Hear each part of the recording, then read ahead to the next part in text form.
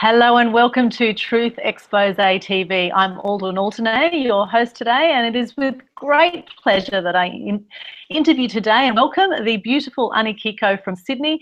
She is an amazing electro pop songstress, amazing singer. She is the founder of True Voice Global and many other things, and she is launching today her brand new single, which is called Time to Stay. It has just gone live today. It's the start of a new financial year, July 1. Hello and welcome, Anikiko. What an introduction. Hello, Aldwyn. Thank you for having me.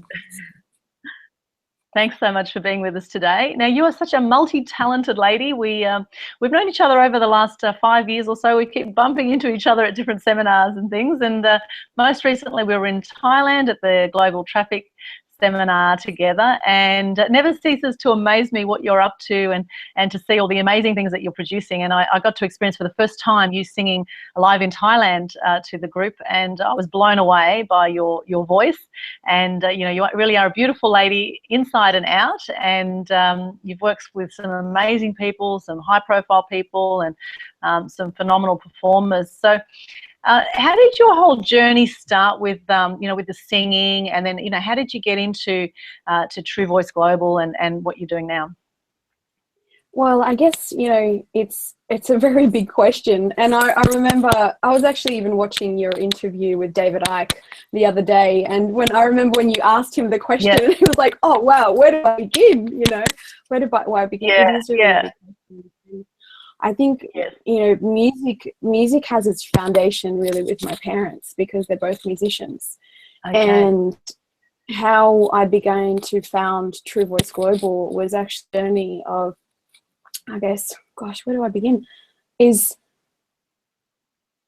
it all started with coming to this country, and the only thing that when my parents emigrated from Czech Republic, it was a really challenging time, and the only thing that they really had for bread and butter was, their lips, literally, which was through flute. My mother's a flautist and my father's a trumpeter, and they're incredible musicians. And, they just had such a hardworking ethic, and they created such opportunity for myself and my brother here. And so from that place, I never thought I'd end up with music or being involved with music, because my relationship with music was quite stressful. It was very survival driven.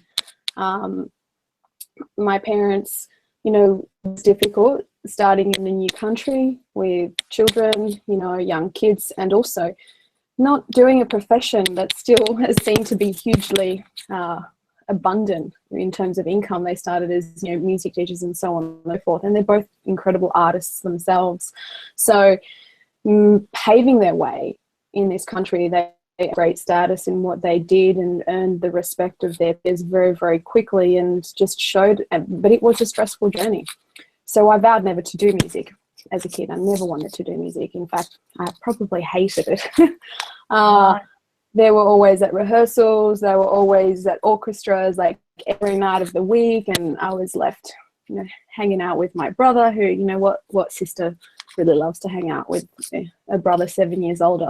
So, you can imagine so it wasn't a lot of fun, and it was stressful being in a country, new language, wasn't going very well at school at all, very dyslexic, failing even year 3, year 4, year 5, had no confidence whatsoever, because I just felt, I didn't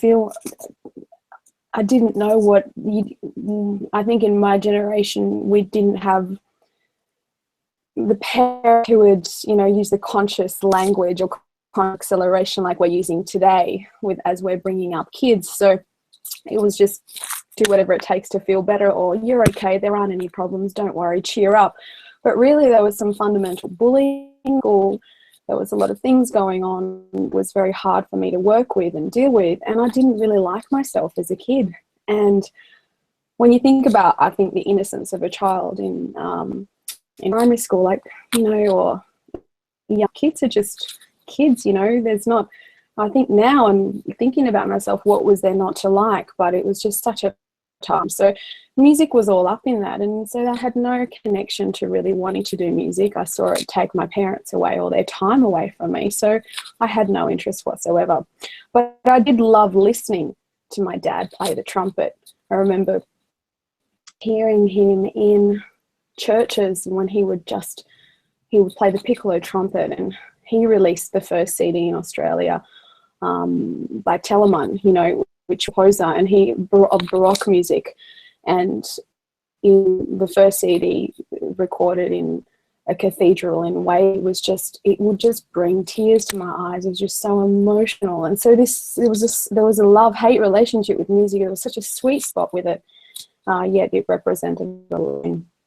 So in any case, I had a real interest in healing and the body because I became very sick as a teenager. And being very sick as a teenager, I was always in and out of hospitals. The first thing that really helped me heal was kinesiology. At about 13 or 14, I decided that's what I wanted to do. I wanted to help people. And I became Australia's youngest qualified kinesiologist. Also finished a degree in psychology at uni because I thought that would help. Back then, kinesiology was very unknown still, and so not many people, it was very still seen as an alternative. So that all came together with realizing that, you know, there's a path of healing that one takes, and I could do that, and I felt very good in the work. It was very fulfilling. It was a successful practice for me, and I had multiple practices. And back then it was called kinessence, and it was always this essence. I always felt this, what's the essential energy in someone, or what's that essence? So I called it kinessence, and then after being in that name for a long time, that changed, and it's now known as Sydney Kinesiology. And that's something that I've also found, and that's running in Sydney, as well as we work with a lot of clients overseas. But even within that space of working with kinesiology, I found that there was something more that I could do. And, okay. And I wasn't fulfilled. Yeah, interesting. So kinesiology, can you explain that for people watching this who might not know what kinesiology is? How does it work? What is kinesiology exactly? Absolutely. Well, kinesiology is a form of holistic therapy, which brings together chiropractic, Chinese medicine, and ties them all in. A process by which we use muscle monitoring to tell us what's going on in the inside of the body. So what I love about it is that it uses the mental and the emotional very well together, and it helps identify the block and the unconscious patterns. As we know, and as I witness all the time when working with people, is that, you know, trauma isn't held at the level of the mind, even though our beliefs and our mindset very much do run the show. The problem letting go of stuff is because it's still at the level of the body and in the muscle circuits. So you got to do the conscious acknowledgement of whatever's going on, and work with someone to help you recognize your patterns, and then the behaviors. So unless you change an action, create action, and shift the behaviors, or even just shift the muscle circuits, you won't see the results. Okay, and you mentioned you were the youngest qualified kinesiologist in Australia. So how old were you at that point? Oh gosh, how old was I? I think I was around, having started all of the preliminary courses, honestly started when I was still in year 9 and 10. So I'd done what we had there was a good group of units. It was all around assessments, and it wasn't a year. The diplomas came about after I'd been a kinesiologist for about 10 years, actually. But yeah, I was about 19, 20. And it was simultaneous as I was finishing my degree. I finished my degree at I started uni at 17, finished my degree at a couple of, so it all happened pretty quickly. Right, that's interesting. You have the love-hate relationship with music. Sorry, don't I interrupt something there? Were you going to finish on that? No, go ahead. So yeah, interesting, the love-hate relationship you had with music. So how did you actually go from, you know, well, you appreciated your parents' music, I guess, and then how did you kind of get into the music industry yourself from there? Well, I had it was up until a point where, you know, I was practicing kinesiology and had, you know, successful clinics going. Uh, it got to a point where I was feeling very just unfulfilled, and around the time, probably, there was a turning point in my life where I knew that I couldn't move forward in business and in clinic unless I felt really fulfilled myself, and unless I was speaking my own truth, and that was going to be through sound and through. So I made the decision and choice that I would actually do this and take it on, learn and do whatever it took to become a recording artist, a writer and producer. And from that point, I found a really unique connection between music and healing, between music and medicine. And that's when True Voice Global basically started to come about.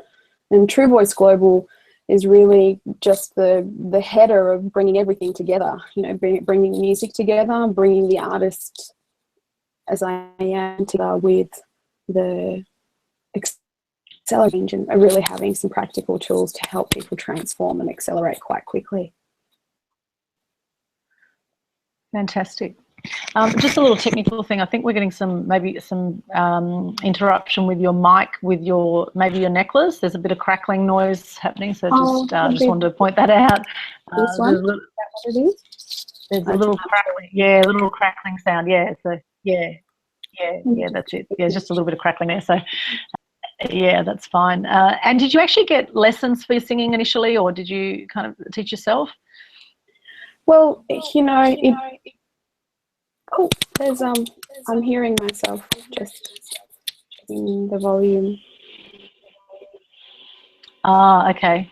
Yeah, there's a little bit of crackling sound. I thought it was typing initially, but it sounds like it might be the mic on maybe on your necklace, or it could be on your earring, maybe. Yeah, no. Can you hear it? Can you hear there's like a crackling sound? No, I can't hear it actually. Could be maybe your earring. Maybe it's your earring. Well, let's take these red earrings out then. Okay, I can't hear it now, so maybe that was it. Maybe. Could be my earrings too. Jewelry. So did you teach yourself singing, or did you get lessons initially? Initially, no, I didn't get lessons. I just had a desire to sing, and the very first time I sang was actually with when I was in year 5, was with my father at a concert. We sang Slow Boat to China, a jazz number. And, you know, so probably throughout my teenage life, this love-hate relationship with music, when I got a little older and as I was a teenager at 16, so I used to actually go to all the big band and the shows. With my dad, I was the designated driver as soon as I hit 15 or 16. So I would love sitting with the big band and watching the rehearsals. I remember it was the Hemisphere band in Sydney, and they used to just in Central Station, you know, just off Elizabeth Street. They had an amazing sound there. They had a lot of shows, and it was just the best trumpeters and incredible. So I would sit there and actually just write poetry, and I'd write my thoughts. I'd just have the background of the music, enjoying the music. And so from the ages of about 15 through to 21, 22, I collated and collected leather-bound, very big, you know, dive lyrics and emotions and thoughts and life and deep stuff, you know. So it was really awesome because that was the content. Right. Which really became the lyrics in my albums later on. And I still have all of those books. These days it's all on Evernote, and in my notes, probably got thousands of song titles on my iPhone. I actually am constantly picking a moment that touches me, or a conversation, or when I'm sitting on a bus or just sitting by myself, something will trigger and always write thousands of titles. And that actually becomes the songwriting process. And I didn't really have a very strong voice. And I don't say that I have a strong voice either right now. it's a voice that's colored with emotion, you know. So sometimes you can really, for me, I love singing. Before I had my own music, and still today, we just sung with the big band last week, actually, with a 17-piece big band. And what do we sing? We do some of the Billie Holiday covers, you know, Nina Simone. So I actually feel very comfortable in that sound, in the 20s, 30s, and just the old jazz. It's very home to me. And even when we visit Prague, when we visit back home, there's just brilliant bands there that I love playing with, and there's just a different kind of a feeling from old music that's just been around, is in people's blood, in their bones. It's just sing very differently in that space. And then again, I sing differently with a guitar and a vocal. And then again, when it comes to pop music or progressive house, the DJ just improvising or singing my own original upbeat music at big parties, you know. So the singing, the voice takes the flavor of what song I'm singing and the crowd that I'm singing. Yeah.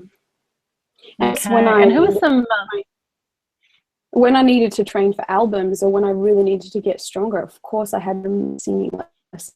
I for a little while I learned from a Carnatic singing, because I was so... that was like a spiritual practice, and I loved learning about what my voice could do with different modes, and I enjoyed that process because it was just so connecting to who I am. And the voice really is, you know, when you can get free channel of expressing your voice, whether through words or whether through song, then it's so freeing. It's freedom of, it's just freeing. So I have gotten lessons in the last, 5 or 6 years, absolutely, to improve technique and to turn what inspiration was and just, into, okay, you need to work, you need to practice every day, you need to train your voice and to bring the real color out. Otherwise, it just doesn't have the foundation of the practice. And you do have an absolutely stunning voice, I must say. And I mentioned Portishead to you, and Sade, and they're two performers you like. And you said you did a cover of Portishead, and I noticed one, a Massive Attack online as well, which was great. So it's a really unique sound that you produce, and it does stir you, you know. Like when I first heard you, I just went, wow, this is just unbelievable. It's kind of, you hit a chord with something. You hit a chord within me, and a few times when you sang, I actually got quite emotional. So I could see when you were crying. I guess you're tapping. Yeah. And just beautiful lyrics, really beautiful, uplifting, positive lyrics too, which I love about your music. And you've produced over 10 CDs now. You've done a whole music nutrition series. Who are some big names that some people you've performed with that we might know? Performed with, well, actually recently it was just, we did a wonderful thing that DJ Dan Murphy put together, and gosh, he's just such a beautiful person. And we had 2 sellout shows with the likes of, so it was with Zoe Badwe, with Patton, with Kathy Brown, and also Cecilia Pearson. So they were quite, that was an incredible show, and that was really taking the dance anthems and putting a 40-piece behind it, which was incredible. It was a wonderful experience. So they were incredible artists. Performed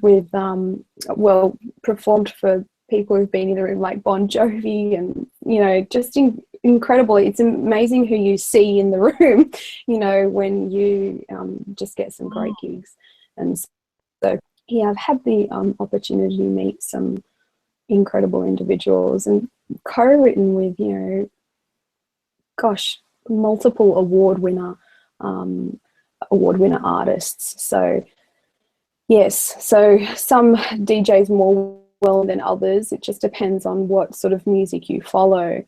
but there's been some incredible co-writes, and just I remember sitting in them and thinking, gosh, you know, when you're in that space, it's just so fun. It's just such a fun space to be so creative with people who have, you know, been gold, platinum, and I'm like, wow, you know, with that, it was interesting. Oh no, it's just, there's so many experiences that I've gone, is Anikiko in the house right now? Is this really happening?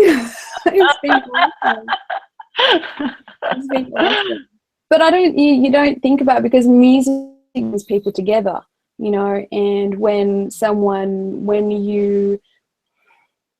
you speak that language of truth, and which is what you do, you know, through your channel, when you just speak that, and the songwriting process is incredible, because you've got to battle it out to line and what word is most going to stay or earn its place in the song. So actually, when you're co-writing with somebody, it's a great process of getting the door, because it's not about what you or I think. It's like, do a yes. You know, is it a yes? Is it a win-win? Like, is this going to serve the song and the message for that line or that word or that image to be in it? And what if we took the melody here? Right, you can just feel it, right? It's instant. It's like when you get the goosebump effect when you're hearing a song, and you're like, oh, that just switches in some way and speaks to me. Yeah, beautiful. And do you think anything to yourself before you perform of, you know, how you want to impact people, or do you have any thoughts, or do you say any prayers, or is there any kind of ritual that you do before you perform so that you perform your best? Every time, and it helps me. I mean, I'm nervous pretty much. I battle between wanting to be on stage and not wanting to be there, wanting to be seen, not wanting to be seen. It's always a little internal battle. But what helps me get over that even is just to create an intention before a show, even before every album, and even for every song when I've made the commitment to be there or to finish it. You know, there's always an intention. And so with that intention, I set those intentions, and, you know, some people would call it pray. Other people would call it just creating the thing that you would most want for the best purpose to serve everyone in the room. And that helps me take the focus off myself. I know that if that is my intention for the crowd, that they feel either deep joy, or that they feel transformed, or that through the experience of music and the vessel of that music, they co-create or connect with someone else, that's going to be a meaningful, you know, whatever my intention is, you know, then I know that I'm just a vessel for it, and it's not about me making it happen, but it's me being so as clear and as I can to get out the way and just let my voice and my body do whatever it needs to create that intention. So what's an example of an intention you would create, for example? Well, an example would be that when we were doing the Particles of Goodness album launch, it was that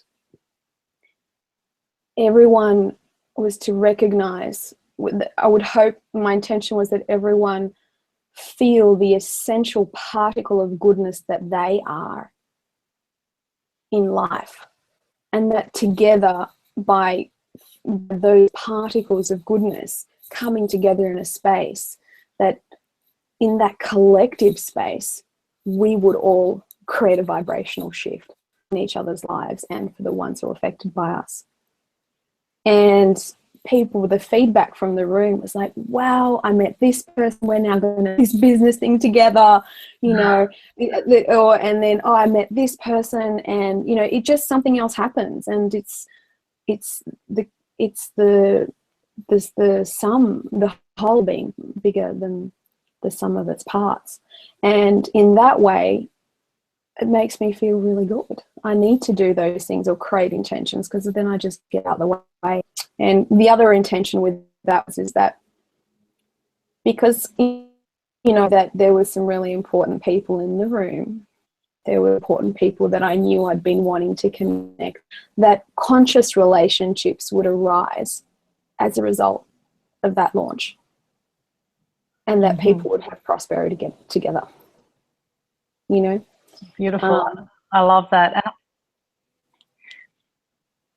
Yeah, I love that. And I love also in Thailand, you mentioned that you have a bit of a ritual before you eat as well, where you, you know, you bless everyone, you know, from the seed, you bless whatever you're eating, you know, from the seed to what has brought the food to be in front of you. So can you explain a bit about how that works and where that came from? Well, I wanted to find partly, I'm always wanting to find the fastest way to create or do something.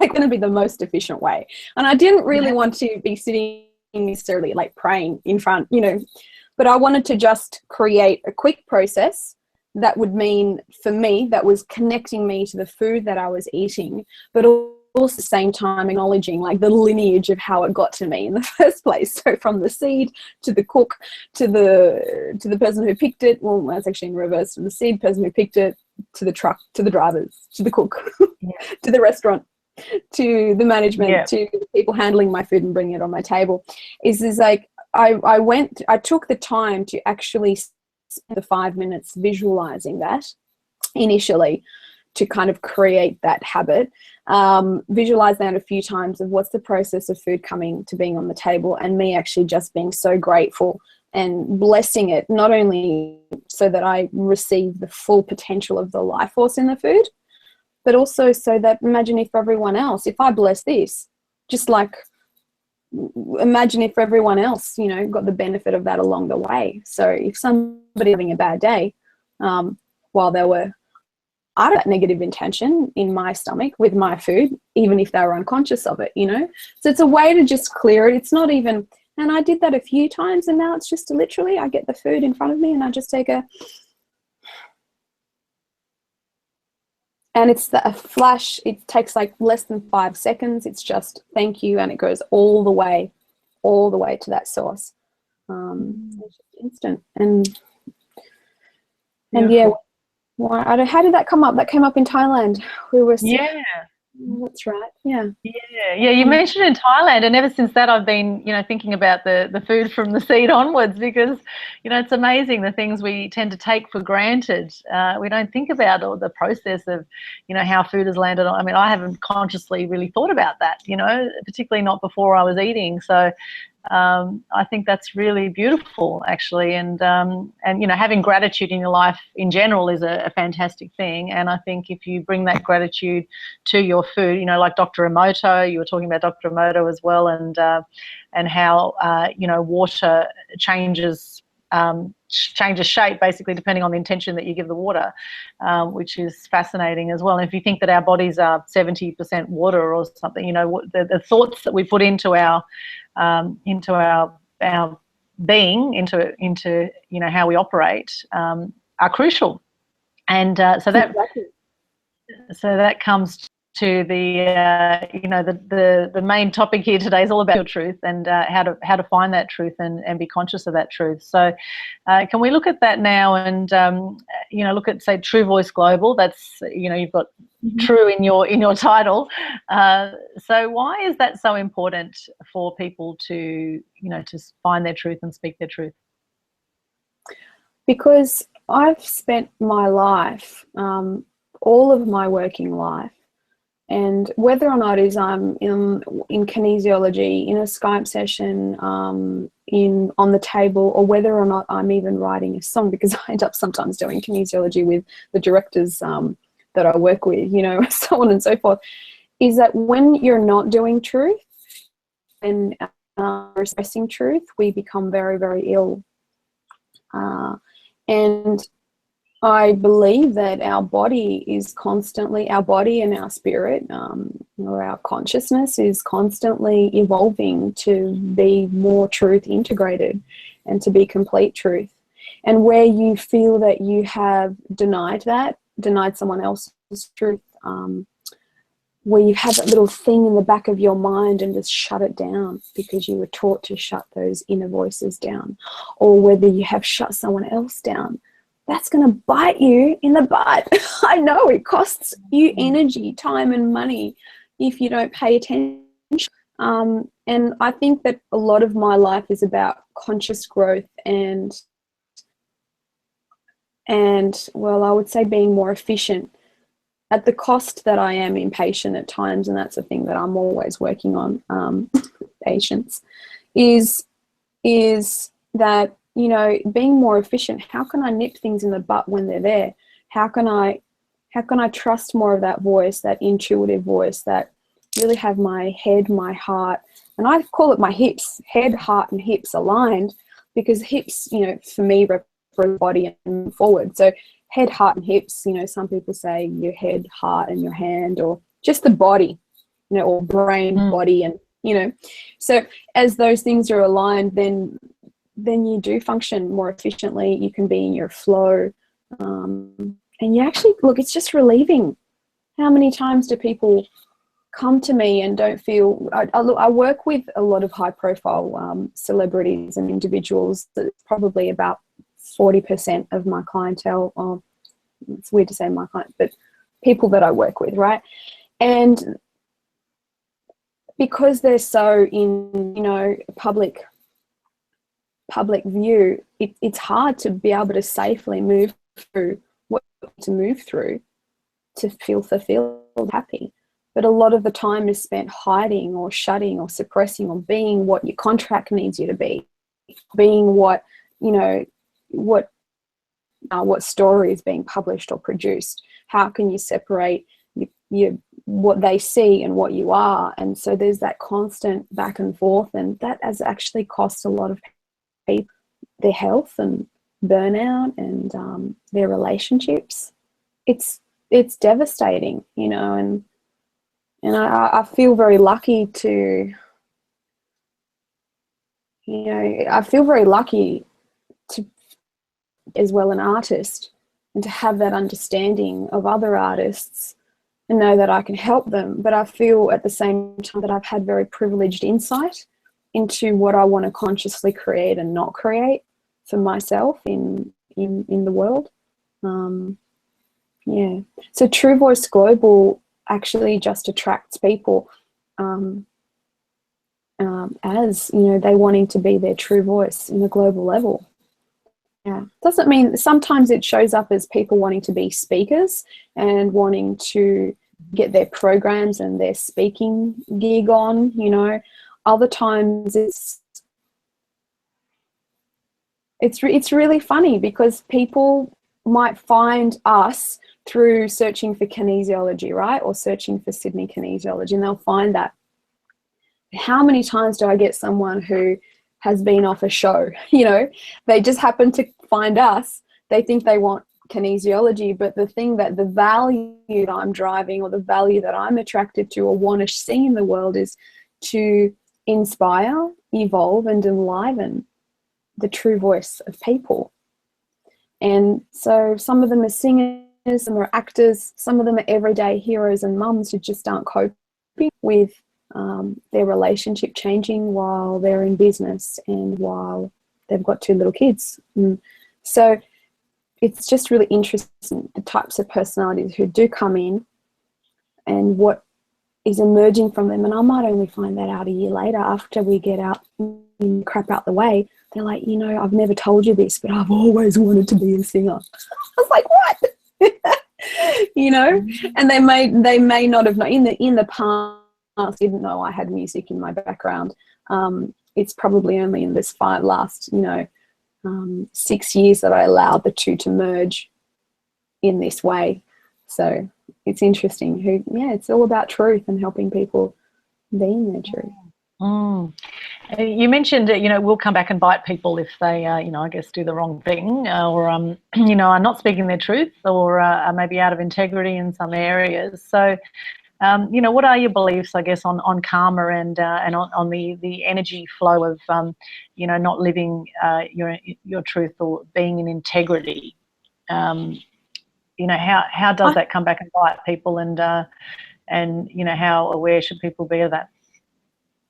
Well, I think whether you believe in karma or not, or past lives or not, it doesn't really matter. We could just work with what's presenting right now in reality. I love to work with reality. I feel freedom in seeing what's in front of your face now than where it could come from in the stories. But the reality I believe in, that I see and I feel and am faced with, is that if I do not address the thing that's coming up right now, or I don't park it somewhere here, tell them that's talking to me, if I don't park it here, I am going to talk to you. I'm going to talk to you a little later.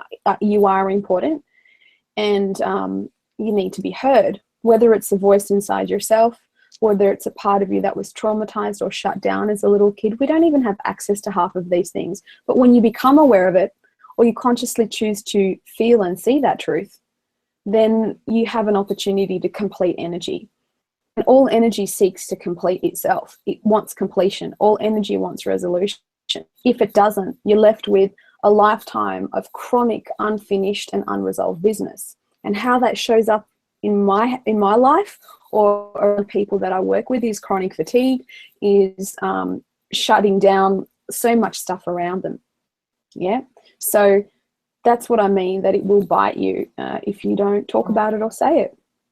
And if you suppress it, you're either a person who will punish yourself for it. So you overeat, or you stuff yourself, or you do whatever we do, you know, that's actually going to be slightly toxic and not in our highest good. So right, let's look at what you did today. You know, if you really want to shift your relationship with truth, do you find yourself, you know, saying, it's as simple as, where do you hold back? Do you tell the waiter how good the food was really or not? You know, do you really tell them what you thought? Did you really tell the chef what you thought about the food? You really hated it, but you didn't want to because you didn't want to upset. It's not that it's not important to me, so I'm not going to bother. It's just on what levels of integrity you want to uphold and just own for yourself, you know. Because when you try to hide something, people feel the discomfort. It's like, yeah, it was really nice, thank you. That doesn't feel genuine. People feel the truth or not truth in And that's why, even if, for example, you know, not everyone knows what's going on or what's not going on in your life, and if for whatever reason, you know, you have to present to people or be there for a meeting, but you've got some big stress that's in the background, and you know that you're really freaking out, but you know you've got to show up for this thing. It's just about gauging, is it appropriate for me to just disclaim or disclose that, look, something's really going on. If I'm feeling a little off today, it's actually got nothing to do with you and everything to do with this little drama that happened. Or is it appropriate for you to just hold yourself and go, you know what, this is a big thing. It's not appropriate for you to tell that group, that client, that whatever, park it for a second and make sure you're there at 12 o'clock. Yeah, or whatever it is. Does that make sense? I think they're the little conversations you have with yourself, and where you shut yourself down and where you don't shut yourself down, because they're the habits that you're going to end up teaching your kids or sharing with people around you, you know, especially if you're a leader. I work with a lot of leaders, you know, it's being the example of what, you know, what you want people to receive as well, as much as you. And when it comes to integrity, you know, I heard once that, you know, people never have integrity handled. Like, there's always something, you know, more that you want to do, or, you know, there's some promises you make to yourself that, you know, you may not always keep, you know, like, I'm going to eat healthy, I'm going to go to the gym a certain number of times a week, or whatever it is. So, you know, just, I guess, being conscious of the conversations you have with yourself and the things that you give your word to for others as well, you know, what you actually promise others. And, you know, in a world now where everything is so fast paced, and a lot of people are in stress and overwhelm, and they just, you know, feel there's a million things to do and not enough time. You know, what are some ways that people can maybe manage what they give their word to, you know, be realistic about, you know, about what they can and can't do, or, you know, or can handle in a, I don't like the word can't, but, you know, what they are able to manage, and what could be challenging, or, you know, what are some practical sort of, you know, ways that people can, you know, honour their word with what they say to themselves and others. It's really simple. It's not that complicated. I was giving a talk on Monday to a large group of carers, and, you know, carers are always burnt out, and, you know, they might be caring for, you know, dementia or Alzheimer's, or a child who is mentally not all there. So it's interesting, and we were making intentions with these carers, you know, and the concept of doing something for themselves is usually so alien. It's like, if you're like, who, me, what? Well, where's my time? So when they had a chance to just retreat for a day or half a day, or spend a couple of hours with me, it's as if like, oh, I'm going to go and make all these awesome intentions and do all these things that I've always wanted to do, and I'm really going to go for that dream, you know. That's, some of them were going into that space, and others were going into the space of, I don't even know what it, like I said, don't know what it means to care. For me, doesn't really exist. So it's like meeting the two in the middle. What could we find that would be one thing that you could just show up to for yourself, and know that if you showed up, it would represent you moving in the right direction?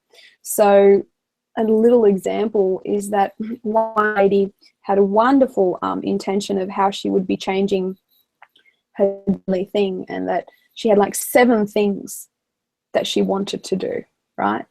And when we went through it, it's like, well, how would you feel if you could just do 2 of those things, or 1 of those things? Just made the choice here today just to do 1, just today to do 1, and tomorrow to do that same thing, and for this week just to do the 1. Instead of feeling you had to do this, you'd had to change your life with the 7 and implement that tomorrow and the day after. Because when life and circumstances come back, and you're in the similar situation where you might not be supported to make right decisions, where the environment isn't fully there for you, and you have to be the driver, and you're already tired, and you've already got so many other pressures, how are you going to feel when you told yourself that you were going to have 3 liters of water, going to do your yoga, going to do the walk around the block, have your kale salad, and do a meditation, and wake up at 7 a.m. How are you going to feel if 5 days in a row you haven't done that? Every day that you follow up and you don't do one of those things, your confidence drops, your belief in yourself drops, your integrity drops. And then you believe yourself less and less, and amount more evidence that you can't make your dreams, or you can't show up for yourself. So I size it right down. I say, yes, have your dream, your vision board, or your heart map. We use this thing called a heart map. Your heart map and your intention for joy, or not your goal, your intention for how to feel. Have your intention for how you want to feel really clear. Maybe feel more energized. Start with that, or have deeper communication and connection with people, whatever it is, whatever your intention is. And just do the one thing. Just choose one. So if you say you want to wake up at 7 a.m. and you've been waking up at 10:30, you know, just go for something you know you can achieve. And if it's so simple, then great. If it's so simple, show yourself you can do it for 7 days. Then step up the challenge. Unless you've got I believe that unless you've got a supportive either coach, network, you're targeting a couple of cannons at the same time to clear some of the really big stresses in your life, do no for them. Just go for the, you know what, I never have breakfast. So I'm going to start with every morning, I'm actually going to soak my oats the night before, whatever people do, you know, I'm going to have my shake. I'm just going to do it every morning. And that's going to be me showing up for myself, because I'm nurturing and nourishing myself every morning. That's Nice, nice. So Just really one honouring. really honoring, and it's going to build your confidence. Even if it's too simple, go, well, it was simple, but did I do it? Your body doesn't know the difference, but your body knows the difference between if you did it or you didn't. And how you size it up is all in the perception of your mind and perspective. So if you create this undoable thing and you keep not showing up for it, then you're just constantly failing, and you'll never feel good about yourself. And when you don't feel good about yourself or about what you do or what you contribute, you tend to give up before you start.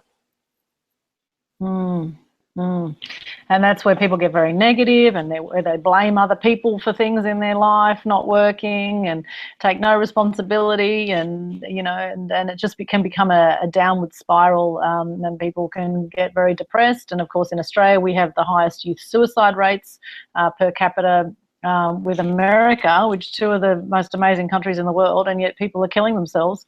It's pretty sad that that there is so much negativity and doom and gloom amongst some people and in the general psyche. And I think when you watch the mass media news, I think that can depress you sometimes. So I think being conscious of what you're putting into your mind. It's we created a 5-step system that people could use to help navigate through change. And really, it's the same thing that we teach when we're doing retreats. It's actually, same thing we do in whatever format, just depends on how much time we have with people. But it's really about navigating through change and showing people where they can navigate. And what you mentioned there, it's like, what do you feed your mind? That's what we call the stage 3, which is what's your capacity to grow? Your capacity to grow, it's like if you imagine a pot, if the roots are too big for the pot plant, the tree is going to grow so high. But sometimes you need to build your capacity. You're at your capacity, so you need to get a bigger container. And as you get a container, or a more grounded or sturdy container, then you're going to be, at 20% of that container, and then you can grow. But what's the soil in that container is going to be your thoughts. What thoughts are you feeding yourself? What media are you surrounding yourself by? What people are in your environment? What food? What are your pH levels like? How do you deal with feeling vulnerable? Where do you feel exposed? So that's really stage 3, and your capacity to grow. When you're able to build strength in vulnerability, know that you can put the right things in your space, your environment. Then, and that song that we did, I think you heard it, You Make It Possible. It really talks about who makes it possible in your life to be the best you can be, and who doesn't.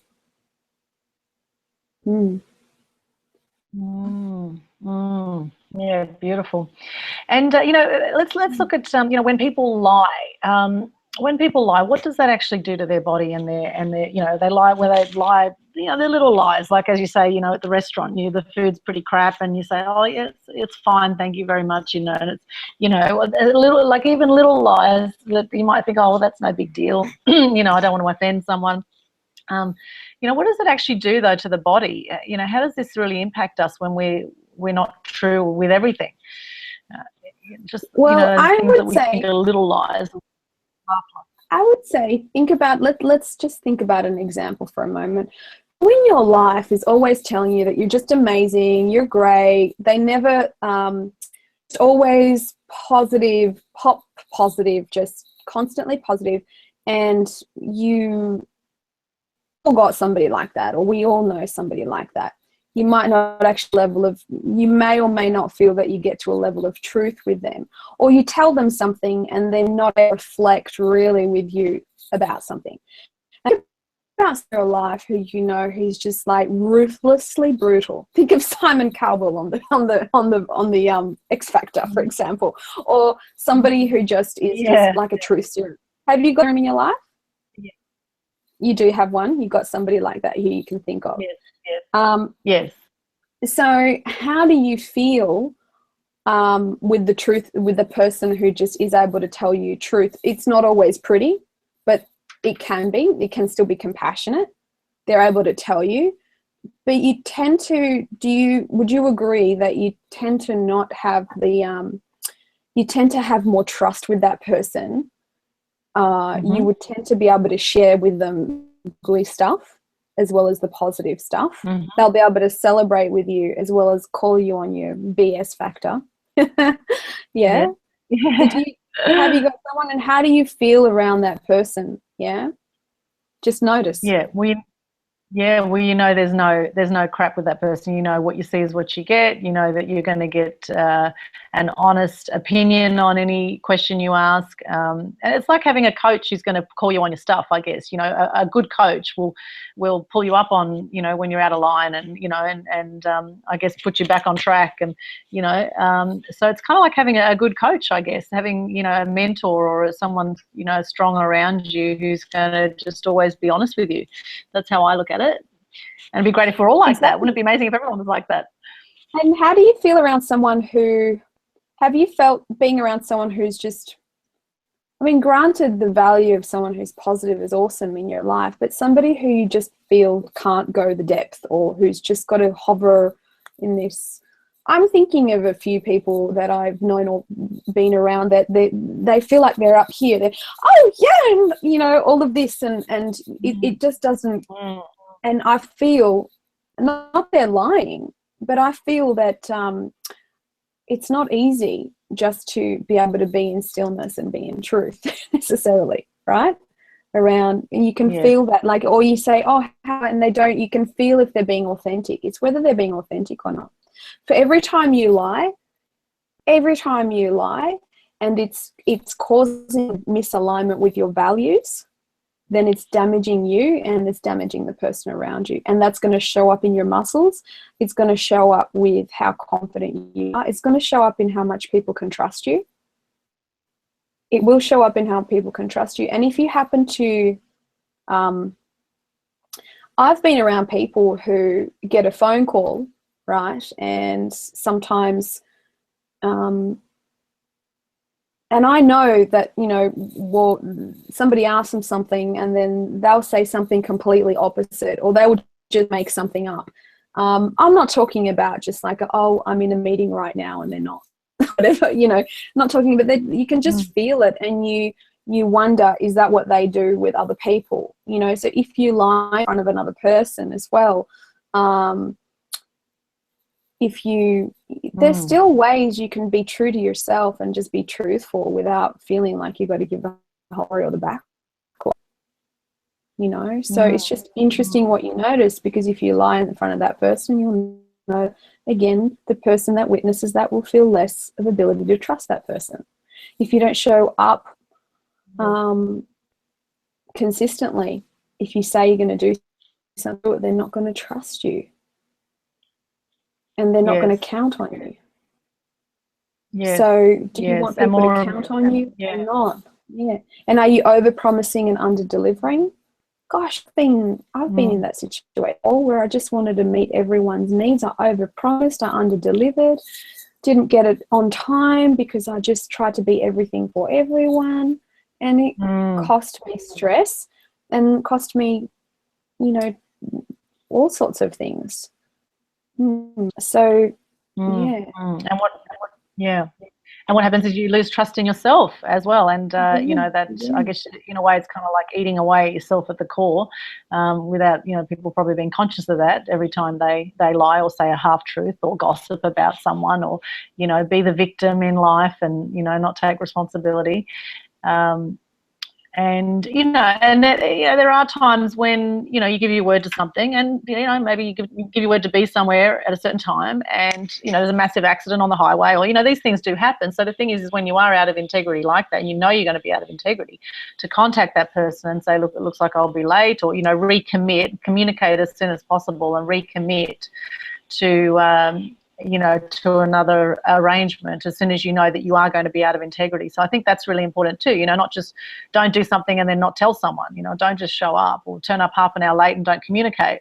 It's all communication. Part of exactly what you're saying. It's all communication. All communication. And a lot of people, you know, would have naturally, there'd be, you know, most people would have some kind of subconscious belief that they're not good enough in some way.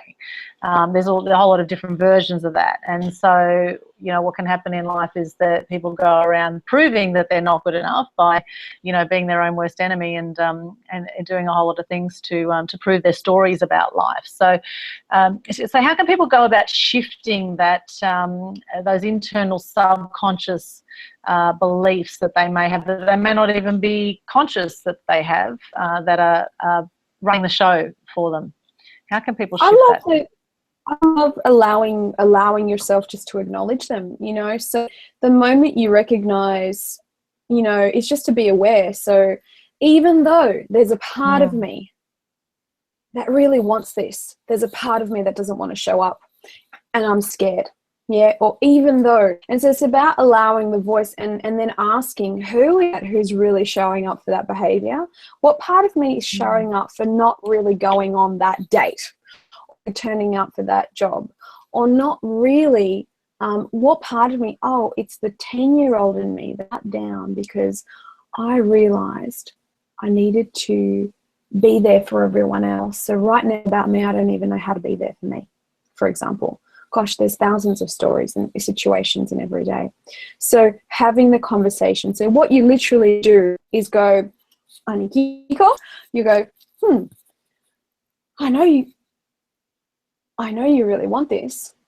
That feels right. Yet you're making up all these excuses about not having it and how it's not going to be perfect or whatever. So even though I really want to experience what that feels like, the part of me that doesn't know how it's going to happen, that actually believes that it's that whatever, or I can't get there, or I can't do this, even though this part of me wants this, and I still hear that it's okay, I'm okay, and things are going to be okay. I'm going to allow the authority, the me that's going for the dream, run the show. But I'm not going to ignore you. I know you're there because it's always knocking on your back door. It's like your negative self is telling you that you can't and that you won't. You know, it's constantly. Or when I've sat in spaces, felt like, am I sitting next to this? Are we doing this right now? It's like, even though you can't believe this is happening, or even though, you know, you're here for a reason that's not about you. It's about an experience for others, and you are essential in this place. Why? Because I'm sitting here. It's that simple. And doing it anyway. So I remember, I think her name, she was awesome. Years ago, this woman called Susan Powers, who did this weight loss. She'd shifted. She's an author. Susan Powers wrote this, the fear and do it anyway, you know, and that's it. So it's simply put, it's recognize that don't be a stranger to yourself, and recognize that just part of you wants it. Let that be there. Get clear on the part of you that wants it, and know that there's a part of you that doesn't want it. Part of you wants it for selfish reasons, just because you want to be famous, or just because you want to have all this, you want to have control. And part of you goes, that's wrong. You should want to help people, you know. So you've got to listen to the both sides. And if you don't, you're going to be at war with yourself all the time. I just let them all be there. Let all aspects of you go, yep, we're serving all aspects, the good, the bad, or the positive, or the higher self, as well as the lower self or the negative self. And would it be okay to still move forward even though we all feel this way? Yeah. Because then you make unnecessary rules about what you can and can't do, and then you're constantly sabotaging and never moving forward. So again, being really conscious of what you tell yourself, the conversations you have with yourself, and with others as well. But you know, more importantly, I guess the conversations with yourself, because that, you know, the love you are seeking is inside of you, as a friend of mine says. The love you are seeking is inside of you. The love you have for others is there for you as well. And so, you know, giving yourself that love, nurturing yourself, honoring yourself, you know, building yourself up from the inside out. You know, I guess, you know, when we're born, we're so, you know, limitless as children. We're so, you know, anything's possible. And then, you know, as people get older, they get more and more shut down, it seems, and limit themselves. So, you know, to have that limitless outlook, you know, you mentioned, you know, we're here for others. You know, look at what you can do for others. You know, what is your bigger purpose, your bigger contribution? What is it that you really want to impact? And you know, what are you avoiding? What are you procrastinating about that you really want to make a difference in? And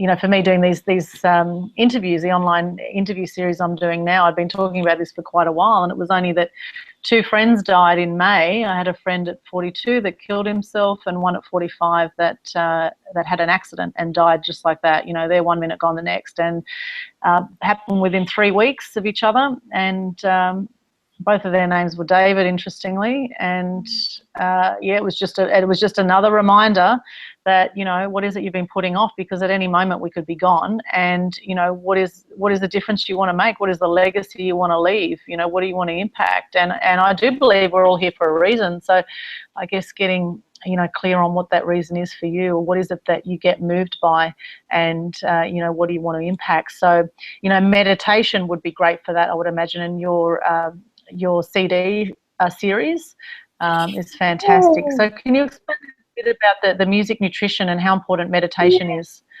Well, let me put it this way, is that sometimes we don't always have time for meditation. Meditation is just sacred time with yourself, or stillness. And it's, rather than thinking you've got to sit down and meditate in a structured way, I don't believe you need to do that. You just need to create space to hear yourself and to just allow life to move through you in stillness.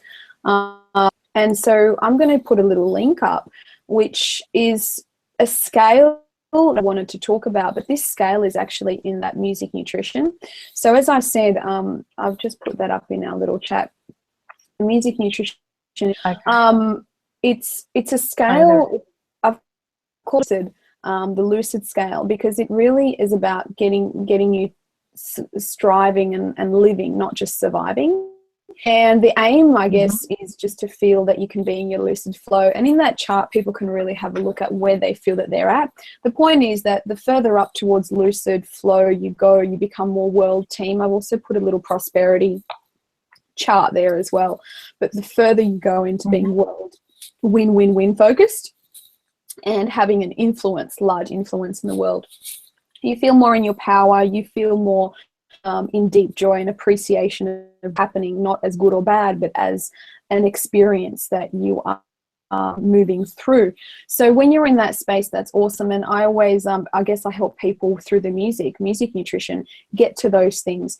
Each CD actually has a little workbook that helps you unpack what's in the sound, and they're basically soundtracks to change. We've got people all over the world using them. Spas, they're even used as soundtracks in some films. As I do, we write music for different jobs in films as well. So it's interesting to use these frequencies because they are consciously created and shifted frequencies, so they serve the purpose of the scales that we're in and the colors. There's an I am statement with each one. So coming though back to the lucid scale, is that the further up you are, you're an expansion, fulfilled vision. I'm just reading off it right now. You know, as I said, people can see the link. The further down you go, you are more in the push energy. You feel more confused. You're actually probably bored. You go into, you're really living in the I can't, survival. I'm only barely meeting my needs, and your finances will reflect that. You'll feel anger, frustration, doubt, grief, guilt, blame, shame, and powerless. So the further up you go, you have more pull in your vision, in your market, and towards your truth. Whereas when you are down in the lower end of the spectrum, you'll feel like you're pushing through, you're barely hanging in there. So that's been a really useful scale to use, that people can, it's free, you can just have a look at it and use it and tune with where you're at. And wherever it is you feel that you're at, how you work with the music nutrition, I'll show you on the homepage. You basically just go to the sound, I would say you pick the CD that you've either feel resonate with the color, but at the moment they're all in packages, so people can either get them all as a series and use them at different points of time, have it on a low level. They have the binaural beats in there. They're built on the power of the human, well, the vocals and the harmonics in the vocals. And so look, I love everything to do with sound and how the music can work. I think people just need to explore the different sounds. They're also on SoundCloud, so you can listen to the as people, they're all in the link there. As people see them, you can go into the you can buy them individually as the sample versions, or in the packages as the full 70-minute versions. People have said they remind them of Enya, or those kind of ethereal sounds. And in each one, it does tell you what each one is about. So it'll have an I am statement, what organs, emotions that you'll be letting go of, and what tendencies and patterns. So it's a little prescriptive in that there is targeted things that each track does. However, you are your own best friend. So if you're drawn to one and you're going through sadness and you're really drawn to the red one, then there's something about you feeling safe and connected to feel your sadness. However, the track that most deals with sadness and betrayal is the one that's in the heart, and is the green one called Sounds of Transformation. So, it's solution is whatever you choose it to be. As long as you use it consciously, it's there, and then you can just put it in the background. Babies use them, they're using them in birthing clinics. And the good thing that I've discovered, or the interesting thing I've discovered, is that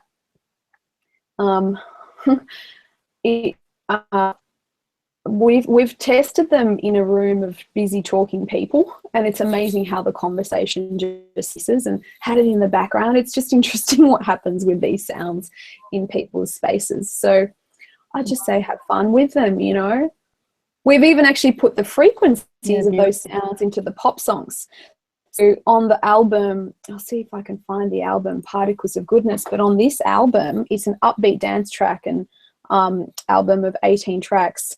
I'll find it for you. Fantastic. And for anyone who can't see that link, it's music-nutrition.com. You can go /lucid or /products. So if you just nutrition.com, you'll see the range of beautiful music nutrition CDs. And I had one of your CDs on while I was in the sauna the other day, and it was beautiful. It was just really really relaxing, and it was just a lovely, it was simple, the simple I am statement, and just focusing on my breath and just being present, and just gorgeous music. So absolutely love that. And people use it a lot for sleeping, and they use it. It helps a lot of some headaches and things like that. So there's Okay. Fantastic. So the iTunes link you've just put up is itunes.apple.com/au/album /particles-of-goodness. And there's an ID number /ID 858271959. So hopefully you can see that there. If you can't, make a comment on the bottom of this YouTube video, or you can make a comment also on Truth Xpose TV on the Facebook page. And of course, today's your big day for Time to Stay coming out. So can you tell us a bit about Time to Stay? I'm so excited. I'm so excited. Time to Stay. Oh, this is such a fun track because it actually brings together the jazz influence with I love scatting, and I've always wanted to bring like the scat into a, upbeat track, We do it live, or, when we're working in, when I'm singing in sort of, the 12 o'clock sessions, and you do it in a jazz club, but to bring it together into like this Day is a really fun track. I wrote it with Kevin Kelly, and it's just fun. It's catchy. It's one that I haven't. Sometimes I do get sick of hearing some of my songs, just because sick isn't the right word. You love you love what you tend to like what you create, but sometimes you get over the same emotion in a particular song, you don't feel like that. But this one I haven't actually gotten tired of hearing, even in the mixing test, it's just so much fun. Time to Stay literally is out as of midnight. I got the little iTunes notification, and I've just given you the landing page for that, but the actual link is on that, and you can see the video. And where are doing a competition on this. You know, we had so much fun doing the track. We thought, how much fun would it be if we got other people to do the scat with us? So we're even thinking about, or we will be releasing a competition where we're going to bring, if someone else can do this, we're going to drop them into the film clip that you see on the link that I gave you. So look, I say if you want to have a little crack at it, or there's a singer in you, the beginning scat is boom bum bum bum bim dum dum beep ba do ta dum dum dum boom bum dum. It's like that. It's repeated. So it's and if you can do it and you want to have a crack at it, there's going to be a little competition up on that soon. Awesome. That sounds great. I love scat too. I absolutely love it. And that's go to time to stay, the number 2, time, TIME, to number 2, stay.com.au. So timetostay.com.au, and people can get that on iTunes. So make sure you look out for, as well as just Google Anikiko, and you will see a heap of stuff online as well, a whole lot of your videos. Yeah, it's all on there. And, you know, I would just pledge just to, if anyone feels that beat for independent music or wants to support, if you like the track, of course, we have got a goal of reaching 5,000 downloads. We would love your help. So thank you for dancing, sharing, playing with it, and exposing it on Truth Expose. You're welcome. Thank you. We need to wrap up soon. We've been chatting for an hour, and we could chat for another 10 hours or more. It's just been fantastic chatting with you, Anikiko, and I really wish you the best with timetostay.com.au. 5,000 plus downloads coming up, I'm sure, very soon. Any final words you want to leave us with before we wrap up? Speaking about, you can't avoid it. It's seeping out of you everywhere you go. People feel it. So get down with your own truth. Yeah, you're beautiful. You're a beautiful person, and your truth is always beautiful, whether it's sad or happy. Your truth is always the most beautiful thing you could give anyone. So with that, sending love you all, and thank you for being present for some or all of our talk. And I look forward to all seeing you again in the future.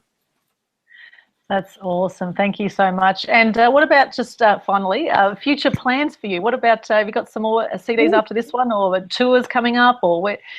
Yes, recording back in, I think we're recording in Philadelphia in a couple of months. Our last track made it to the top 5. It was on hold for Rocky. Could you believe it? It was actually on hold for the Creed that came out. We missed out. We're so close, so close. So we just you know, things get close, and then there's a few little pieces on hold in different movies right now. So I'm just looking to you know, take that to the next level and just be present in going back and forth to the States, and some time with the studios I've been writing and working with. And shout out to Keith at in Philadelphia, Keith Lowry, who's one of my co-producers. Big shout out to Kevin Kelly with my co-writer Time to Stay, and also to Dave Good for Superforce, because we're going to be releasing Superforce in a couple of months also. So we've actually got consistent about every 2 months releases back to back right now on things that need to get out there. So yeah, constant releases. If anyone wants to engage, we've also got a workshop called Your Extraordinary Vibration. 24th of July. There's actually a lot of things happening. This thing is just go to True Voice Global, because we pop those links in on the blog posts in True Voice Global. That's like the overall arching. But this is here's something for your extraordinary vibration with the lovely Sally Ann. And we're going to be running that in a couple of weeks. If people want to experience a show from me as well as workshop with us girls, we've got a tour on that too. So there's lots of things happening. I think best to pop on one of the websites, join one of the Facebook links, and stay in tune. Fantastic. And that's with suchjoy.com.au for the workshop. And where is the workshop going to be? That's going to be, we've got 2 venues. One's in Crow's Nest and one will be in Sydney CBD. Okay. Sydney City. Fantastic. And it'd be worth flying in for it, I'm sure, if you're from interstate or overseas. We did have that last time. We did have that last time. So yeah, definitely. Yeah. Awesome. Awesome. Thank you so much, Anikiko. It's been an absolute pleasure to have you on the show. You're an amazing lady, and I always love chatting with you and being in your presence and onwards and upwards. Let's see where this journey takes you, and look forward to following your progress online. Of course, anyone watching this, just Google Anikiko. It is a very unusual name, beautiful name, and there's a whole lot of websites we've put on this this show today, music-nutrition.com. Also, go to iTunes, of course. You can download any of Anikiko's music there, and also with suchjoy.com.au, and of course the time2stay.com.au, time with the number 2stay.com.au. New single out today. Go online, check it out. Connect with us here on Truth Xpose TV. You can connect on our Facebook page. I'm interviewing Paul Herman, who's up against the banks. He's fighting bank fraud in Australia, and I'll be interviewing him on July 7 coming up next week. So I'd love you to tune in on that, and all the updates will be on Truth Xpose TV, and of course connect on Aldwyn Altuney on the YouTube channel as well. And of course, speak your truth, go out and live your love and have an extraordinary life, and make the most of every moment. Thanks again, Anikiko, and we'll see you again soon. No, thank you. Bye. Thanks. Bye.